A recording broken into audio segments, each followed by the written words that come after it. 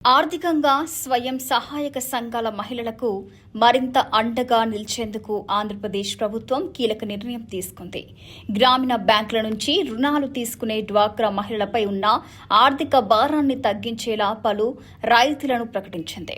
ఈ నిర్ణయంతో రాష్ట్ర వ్యాప్తంగా లక్షలాది మంది మహిళలకు నేరుగా ప్రయోజనం చేకూరనుంది.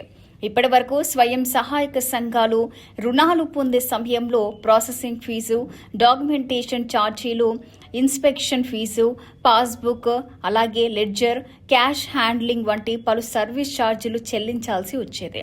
అయితే ఇకపై ఈ రుజుములన్నిటినీ ప్రభుత్వం పూర్తిగా రద్దు చేసింది. దీంతో ఒక్కో మహిళ సంఘానికి ఏడాదికి సగటున 25,000 వరకు ఆదా అవుతుందని అధికారులు అంచనా వేస్తున్నారు. అంతేకాకుండా 5 లక్షలకు పైబడిన రుణాలపై వడ్డీ రేటు కూడా 13% నుంచి 12%కి తగ్గించారు. దీంతో వ్యాపారాల కోసం పెద్ద మొత్తంలో రుణాలు తీసుకున్న మహిళా సంఘాలపై వడ్డీ భారం తగ్గి నెలవారీ ఈఎంఐలు కూడా కొంతమేర తగ్గనున్నాయి. ఈ నిర్ణయాల వల్ల రాష్ట్రంలోని వివిధ గ్రామీణ బ్యాంకులతో అనుసంధానమై ఉన్న సుమారు 2.75 లక్షల వ్యయం సహాయక సంఘాలకు ప్రత్యక్ష లాభం చేకూరనుంది. ఇక మహిళల ఆర్థిక స్వలంబనను పెంచడం, వారి ఉపాధి అవకాశాలను విస్తరించడం, చిన్న వ్యాపారాలను మరింత బలోపేతం చేయడమే ప్రభుత్వ ప్రధాన లక్ష్యమని అధికారులు వెల్లడించారు.